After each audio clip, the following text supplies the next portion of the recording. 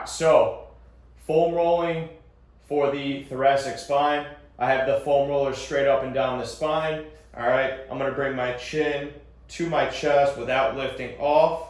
All right, and then from that position, I just want to make sure my head is on the foam roller as well as the sacrum, or the just kind of end of the pelvis there. All right, from that position, we're going to start with reaching up to the sky as high as we can. All right, and driving the thumbs back. All right, just like so. Now I'm doing all these motions, I'm taking my time, and I'm working the deep breaths. All right. I usually spend 1 minute working up and back. All right, so 1 minute working up and then back.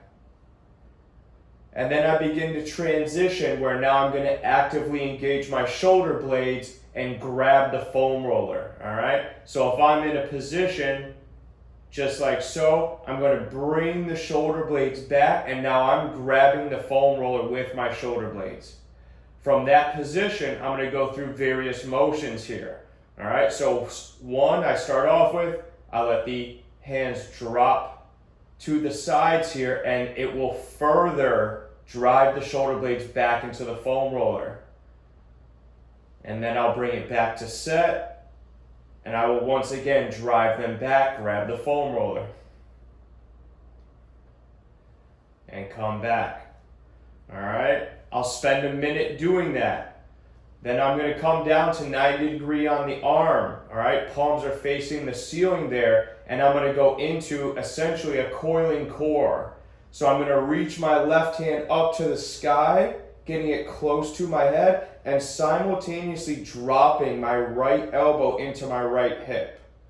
In this position here, I can feel the spine trying to move along the foam roller. So I have an engaged right shoulder blade, all right, that's kind of pressing against the foam roller, as well as the top of the left close to my neck, or what you may refer to as the trap.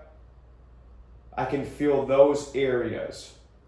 Again, I'll transition from left to right, or right to left, and I'll spend a minute doing that.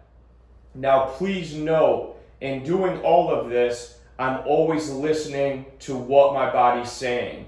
So yes, I may spend a minute working an alternating coiling core.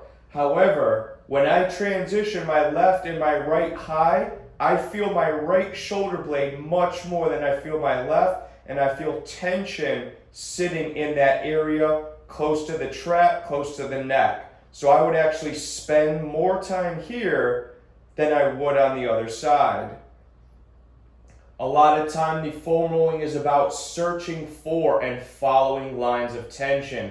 It's not always about, okay, I have to foam roll my hamstrings, let me just roll up and down. You have to find the areas in which are holding tension and then follow paths, because they will have created a path most likely of least resistance, and you need to follow that path in order to free up the entire length of that tissue.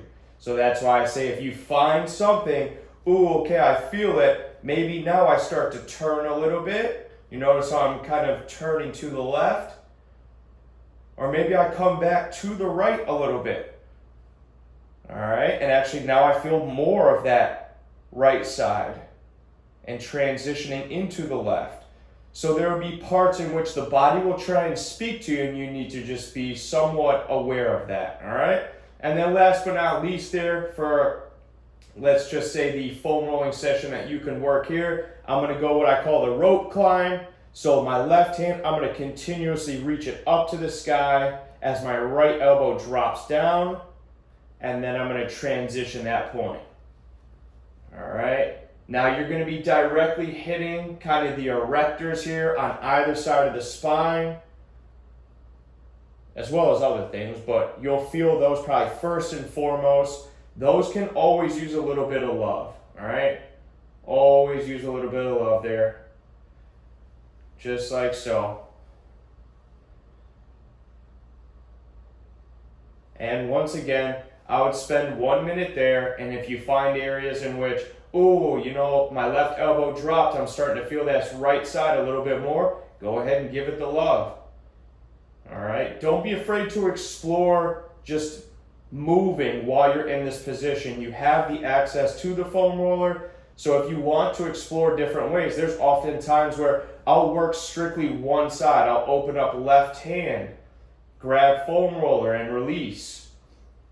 Just like so, if I was going into some type of rotation here, all right, and I can start to feel and put together the lines in which, ooh, I feel tension running through that area, and I can work that.